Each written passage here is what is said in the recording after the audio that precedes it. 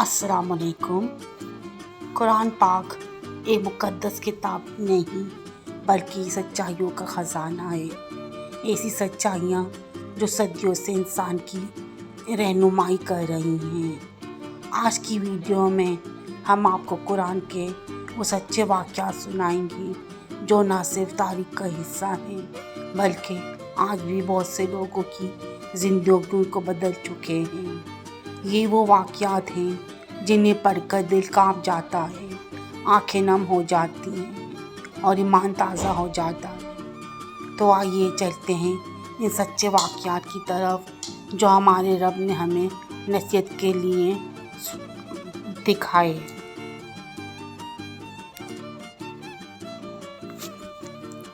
قرآن کریم کا مذاق اڑانے والے مسیحی داعی کی عبرتناک موت سے 4 لوگ گاؤں مسلمان ہو گئے۔ سال رواں جنوری میں شمالی نائجیریا کے صوبے غنگولی میں واقع موب نامی گاؤں میں ایک نہایت عبرتناک اور نصیحت آموز واقعہ پیش آیا، جس کی تفصیل نائجیریا کے مختلف اخبارات و رسائل میں شائع ہوئی اور متعدد ریڈیو اسٹیشنوں سے نشر کی گئی۔ تفصیل اس طرح ہے کہ عمر گمیو نامی ایک شخص جو پیدائشی طور پر عیسائی تھا لیکن مسلمانوں کے اخلاق، سیرت و کردار اور حسن معاشرت سے متاثر ہو کر اسلام قبول کر لیا تھا۔ اس کا حرمہ نصیبی کے زیور اسلام سے آراستہ ہونے اور عرصہ دراز تک اسلامی زندگی گزارنے کے بعد پھر مرتد ہو گیا اور مسیحیت کا علم بردار اور پرجوش خطیب و مبلغ بن گیا۔ اسلام دشمنی، مسلمانوں کے خلاف مہم جوئی و پروپیگنڈا، قرآن کی تکذیب، اس کی اہانت و تحقیر، انکار اور استہزاء، زبانی درازی اور طعن تشنیع اس کا نصب و لعن اور زندگی کا اہم مشغلہ بن گیا۔ چنانچہ ایک روز کسی گرجا گھر میں عیسائیوں کے بڑے مجمع کے سامنے حسب معمول اپنے خطاب کے دوران قرآن کی تکذیب و استہزاء کیا، اس پر نکتہ چینیاں اور تہزیب کیے اور اسلام دشمنی کے جذبے سے سرشار ہو کر کہا کہ اگر قرآن خدا کی نازل کردہ قرآن آخری کتاب ہے اور اسلام کا ایک سچا مذہب ہے تو اس کتاب کے نازل کرنے والے خدا سے التجا کرتا ہے کہ آج اسے زندہ اور صحیح و سلامت گھر واپس نہ جانے دے۔ قدرت الہی کی کرشمہ سازی کے کلیسا سے نکل کر گھر جاتے ہوئے راستے کے ایک چھوٹے سے نالے کو پار کرنے کی کوشش کی مگر پار نہ ہو سکا، نالے میں گر کر مر گیا۔ رفقا سفر کو اس کی موت پر یقین نہ آیا اور اسے متحد اسپتال لے گئے لیکن وہ مر چکا تھا۔ اس عبرتناک موت سے متاثر ہو کر صوبے کے 4 گاؤں مسلمان ہو گئے۔ دوسرے روز وہ آدمی بھی ہلاک ہو گیا جو اس کی جان بچانے کی کوششیں کر رہا تھا۔ اسی قسم کا ایک اور سچا واقعہ چند سال پہلے اسی صوبے کے گاؤں میں ایک سفید نام عیسائی مبلغ کے ساتھ پیش آیا جس نے قرآن کو ایک نسخہ جلا کر اس کے ساتھ اہانت آمیز اور گستاخانہ سلوک کیا تھا، جس کی سزا میں اس کے دونوں ہاتھ جل گئے تھے اور اس کے بعد کافی علاج و معالج ہوا لیکن وہ جانبر نہ ہو سکا۔ قرآن کا اعلان بالکل سچ اور برحق ہے۔ وہ دھوکہ دیتے ہیں اللہ تعالیٰ کو اور ایمان والوں کو لیکن دراصل وہ دھوکہ اپنے آپ کو دیتے ہیں مگر سمجھتے نہیں۔ کا واقعہ پیش خدمت ہے۔ گاڑی جل گئی، قرآن محفوظ رہا۔ اب ہم آپ کو ایک ایسا واقعہ نقل کرتے ہیں جس سے قرآن کی عظمت و شان اور اس کا من جانب اللہ ہونا ثابت ہوتا ہے۔ ستمبر 1965 کی پاک و جنگ کے دوران بلوچ ریجیمنٹ کا ایک ٹرک ڈرائیور اسلحہ و بارود سے بھرا ہوا ایک ٹرک غلطی سے دشمن کے علاقے میں لے گیا۔ جب اسے اپنی غلطی کا احساس ہوا तो इसने ट्रक को गोलियों की बौछार में ही वापस मोड़ लिया और इस कोशिश में था कि किसी न किसी तरह वो ट्रक को बाहिफाजत पाक सरजमीन पर ले आए। इसी असना में दुश्मन का एक ग्रेनेड ट्रक को लगा, जिससे ट्रक को आग लग गई। असलहा और बारूद ने तबाही फैला दी और ट्रक भी जल गया। बाद में एक सिख मेजर हमारी फ़ौज के पास कुरान करीम का एक नुस्खा लेकर आया। उसके बकौल ट्रक के बोनट में से कुरान मजीद के 2 नुस्खे सही सालम बरामद हुए। यानी पूरा ट्रक तो जल गया, लेकिन खुदा की हिकमत से किताब अल्लाह के नुस्खे महफूज व मामून रहे। इनमें से एक नुस्खा बुमाई तर्जुमा, जिसे सिख मेजर ने अपने पास रख लिया ताकि इसका मुताला कर सके, और दूसरा नुस्खा पाक फ़ौज के हवाले कर दिया।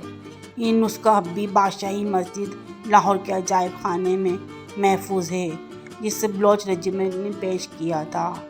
सियारा दाइजेस्ट कुरान नंबर जिल्द 3 सफ़ा 87। हम आपको सुना रहे हैं कुछ ऐसे वाक़यात जो इंसान की ज़िंदगी में पेश आए हैं, लेकिन ये सच्चे वाक़यात कुरान से बिलोंग करते हैं। आइए एक और नया वाक़या सुनते हैं। गोलियों की बारिश में कुरान मेरी हिफाजत का ज़रिया बना। पाकिस्तान बनने से पहले मेरे एक अजीज़ दिल्ली में रहाइश पजीर थे। आजकल कराची में रहते हैं। जब अक्टूबर 1947 में सारे पंजाब में फसादात हो रहे थे और दिल्ली शहर में इनकी ज़द भी आ चुका था, वो ऐनी अपने घर से निकलकर पहले पुराने किला दिल्ली में रहे, फिर वहाँ से बड़ी मुश्किल से रेलवे स्टेशन पहुँचे और लाहौर जाने के लिए दूसरे फसादोज़दा लोगों के साथ गाड़ी में सवार हो गए। उनके पास सिर्फ एक बैग था जिसमें चंद कपड़े थे। इसके अलावा एक छोटे साइज़ का कुरान मजीद था जिसको उन्होंने अपने सीने में बांध रखा था।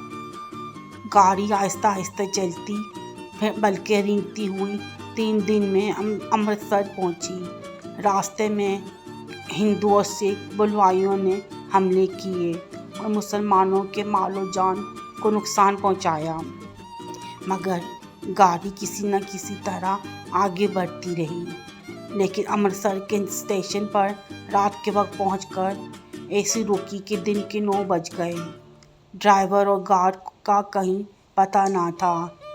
आखिर हिंदू और सिख फौज और मुसल्ह बलवाइयों के गिरोह स्टेशन पर पहुंच गए, जिन्होंने पहले तो तमाम मुसलमानों को गाड़ी से प्लेटफॉर्म पर उतार लिया, फिर राइफलों, मशीनों गनों और ब्रेन गनों से मुसलमानों पर फायर खोल दिया।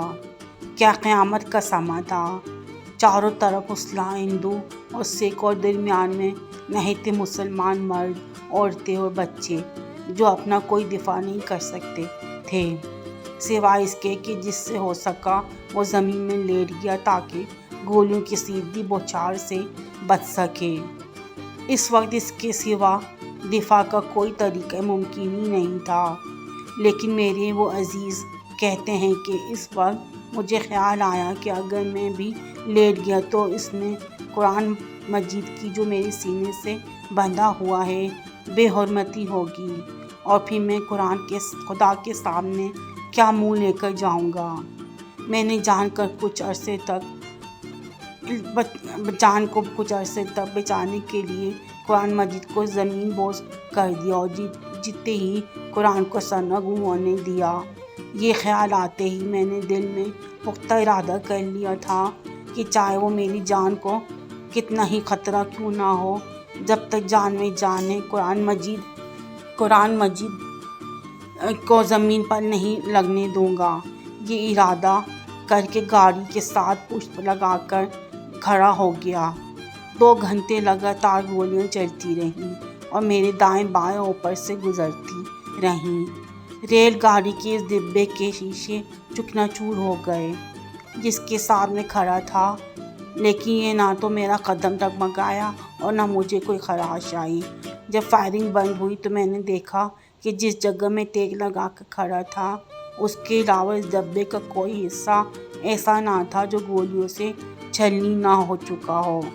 ایسا معلوم ہوتا تھا کہ جیسے کسی ماہر نشانے باز نے اپنے معمول کو لکڑی کی دیوار کے ساتھ کھڑا کر کے اس کے گرد چاقو ڈرکا کر سار کھینچ دیا۔ جو قرآن مجید کا یہ معجزہ مجھے کبھی نہیں بھول سکتا۔ افسوس آج ہم خدا کی یاد میں غافل ہیں، ورنہ خدا تو ہر دم ہمارا محافظ و مددگار ہے۔ پروفیسر عبدالسلام فاروقی، سیالکوٹ۔ کر کے بتائیں کہ آپ کو یہ واقعات کیسے لگ رہے ہیں۔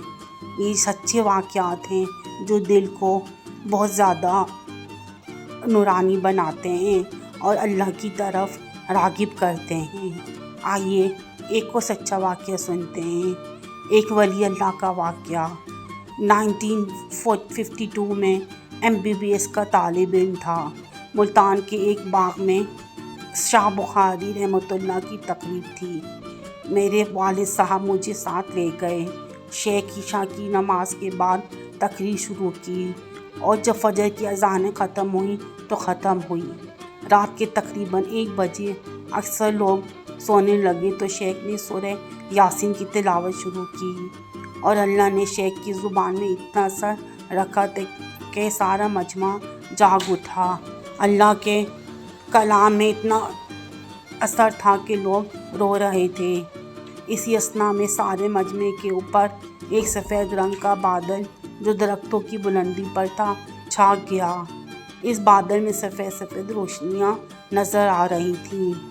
میں نے والد صاحب سے اس بادل کے متعلق پوچھا تو وہ بھی نظارہ دیکھ کر حیران ہو گئے۔ چنانچہ سارے مجمع نے یہ نظارہ دیکھا۔